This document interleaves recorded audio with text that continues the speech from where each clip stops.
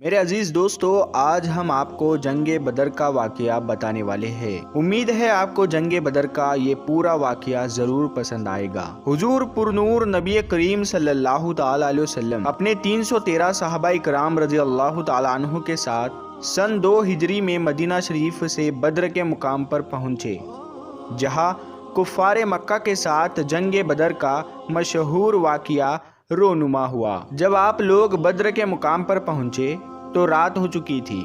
اس وقت عرب کے قائم کردہ عقائد کے تحت یہ طے پایا گیا کہ صبح جنگ ہوگی، لہٰذا رات بھر آرام کیا جائے۔ پھر ایک جانب مسلمانوں کے لشکر نے پڑاؤ ڈالا، جبکہ دوسری جانب کفار اپنے لشکر کے ساتھ ٹھہرے۔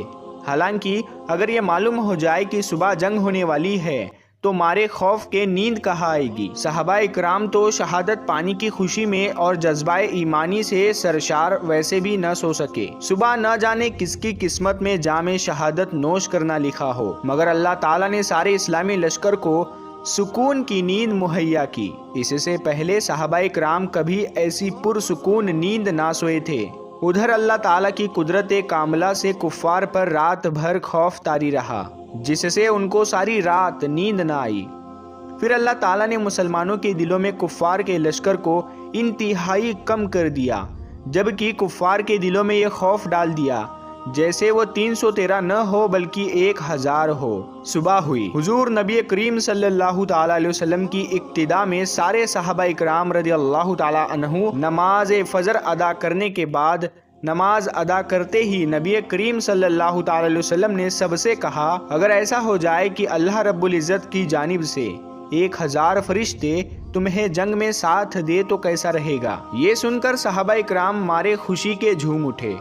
رسول اللہ صلی اللہ تعالی علیہ وسلم نے پھر سے فرمایا، اگر 3000 فرشتے آ جائے تو کیسا رہے گا؟ ایک بار پھر صحابہ خوشی سے جھوم گئے۔ پھر آخر میں رسول اللہ صلی اللہ تعالی علیہ وسلم نے فرمایا کہ اگر 5000 فرشتے آ جائے تو کیسا رہے گا؟ اتنا سننا تھا کہ صحابہ اکرام بہت خوش ہوئے اور کہنے لگے کہ اگر ایسا ہو گیا تو ہم کفار پر بڑی آسانی سے غلبہ پا جائیں گے۔ قربان جائیے سرکار دو عالم حضرت محمد مصطفیٰ صلی اللہ تعالی علیہ وسلم پر کہ اس وقت اللہ رب العزت نے فرشتے بھیجنے کا ارادہ نہیں فرمایا تھا، لیکن جب حضور نبی کریم صلی اللہ تعالی علیہ وسلم نے فرما دیا تو اللہ تعالیٰ نے اپنے حبیب کے لیے فرشتوں کی فوج بھیج دی۔ پیارے دوستو، فرشتوں کی تعداد کو لے کر الگ الگ فتویٰ بھی جاری کیے گئے ہیں اور کئی الگ تعداد کا ذکر بھی کیا جاتا رہا ہے۔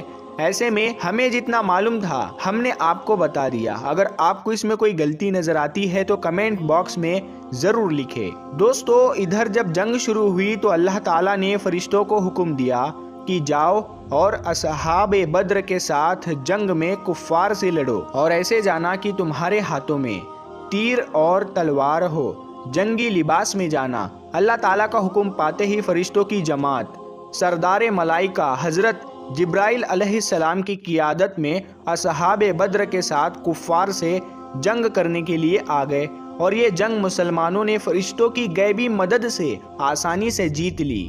اس جنگ میں کفار کے کئی سردار مارے گئے، جس سے ان کے لشکر کی کمر ٹوٹ گئی اور بہت سے کفار کو قیدی بنا لیا گیا۔ پھر جب قیدیوں کو سامنے لایا گیا تو نبی کریم صلی اللہ تعالی علیہ وسلم نے صحابہ اکرام سے پوچھا کہ ان کے ساتھ کیا کیا جائے۔ سب لوگوں نے اپنی اپنی رائے دی۔ کچھ نے کہا کہ ان کو قتل کر دیا جائے، جبکہ کچھ صحابہ نے کہا کہ ان کو غلام بنا لیا جائے۔ مگر قربان جاؤ رسول اللہ صلی اللہ تعالی علیہ وسلم پر، آپ صلی اللہ تعالی علیہ وسلم نے یہ فیصلہ سنایا کہ ان قیدیوں سے فائدہ حاصل کر کے انہیں آزاد کر دیا جائے۔ سبحان اللہ، کیا بات فرمائی ہے آپ صلی اللہ تعالی علیہ وسلم نے۔ لوگ ان کو مارنے کی غرض سے آتے تھے، لیکن آپ اپنی رحمت باکرم کے صدقے انہیں چھوڑ دیتے تھے۔ جنگ ختم ہونے کے بعد سارے فرشتے واپس چلے گئے اور آپ صلی اللہ تعالی علیہ وسلم نے نماز پڑھائی۔ جب آپ نماز سے فارغ ہوئے تو ایک صحابی نے عرض کیا، یا رسول اللہ صلی اللہ تعالی علیہ وسلم، آپ نماز کے دوران مسکرا کیوں رہے تھے؟ تو سرکار دو عالم حضور پاک صلی اللہ تعالی علیہ وسلم نے مسکرا کر جواب دیا، جب جنگ کے بعد جبرائیل امین علیہ السلام تمام فرشتوں کو لے کر چلے گئے تو اللہ تعالیٰ کے حکم سے آسمان پر فرشتوں نے انہیں اندر آنے سے روک دیا اور فرمایا کہ تم جس مقصد کے لیے گئے تھے اس کے بنا واپس کیسے آ گئے؟ یہ سن کر جبرائیل علیہ السلام نے فرمایا ہم تو جنگ میں صحابہ کی مدد کرنے کے لیے گئے تھے۔ پھر ان فرشتوں نے جواب دیا کہ نہیں، تم کو محمد الرسول اللہ صلی اللہ تعالیٰ علیہ وسلم کی خاطر بھیجا گیا تھا، لہٰذا جاؤ اور جب تک ان سے اجازت نہ لے لو تب تک واپس نہ آنا۔ اسی وجہ سے جبرائیل علیہ السلام میرے پاس آئے تھے اور اس وقت ہم نماز ادا کر رہے تھے۔ میں نماز میں بول نہیں سکتا تھا، اسی لیے مسکرا کر میں نے انہیں اجازت دی کہ ہاں اب تم سبھی جا سکتے ہو۔ سبحان اللہ۔ دوستو، ہم نے آپ کو جنگ بدر کا واقعہ آسان طریقے سے بتا دیا، لیکن جنگ بدر کا واقعہ صرف سننے یا خوش ہونے کے لیے نہیں ہے، بلکہ ہمیں اس سے سیکھنا چاہیے۔ آئیے ایک نظر جنگ بدر پر ڈالتے ہیں۔ جنگ بدر میں مسلمانوں کے پاس کیا کیا سامان تھا؟ صرف 313 لوگ تھے، 70 اونٹ تھے، 3 گھوڑے تھے، 8 تلوار اور 6 جراح تھے۔ لشکر کفار کے پاس کیا کیا سامان تھا؟ اب آئیے دیکھتے ہیں۔ 1000 افراد تھے، 700 اونٹ تھے، 100 گھوڑے تھے، 950 تلوار اور 950 جراح تھی۔ کفار کے لشکر میں کھانے پینے کا سامان بڑی کثرت سے تھا، روزانہ 11 اونٹ ذبح کر کے کھاتے تھے۔ کفار کے لشکر میں عیش و عشرت کا سامان بھی کافی تعداد میں تھا۔ جب وہ کسی پانی کے کنارے پڑاؤ کرتے تو خیمے لگاتے تھے، ان کے ساتھ گانے والی طوائفیں بھی تھی۔ اسلامی لشکر کے پاس کھانے پینے کا سامان نہیں تھا، کسی کے پاس 7 تو کسی کے پاس 2 کھجوریں تھی۔ مسلمانوں کے پاس ایک بھی خیمہ نہیں تھا۔ صحابہ کرام نے کھجور کے پتوں کو اور ٹہنیوں سے ایک جھوپڑی تیار کر کے حضور اقدس نبی کریم صلی اللہ تعالیٰ علیہ وسلم کو اس میں ٹھہرایا تھا۔ آج اس جگہ پر مسجد بنی ہوئی ہے۔ کفار کے لشکر سے 70 آدمی قید کیے گئے اور 70 آدمی قتل ہوئے، جن میں ابو جہل بھی شامل تھا۔ اسلامی لشکر میں 14 صحابہ شہید ہوئے اور مسلمانوں کو فتح ملی۔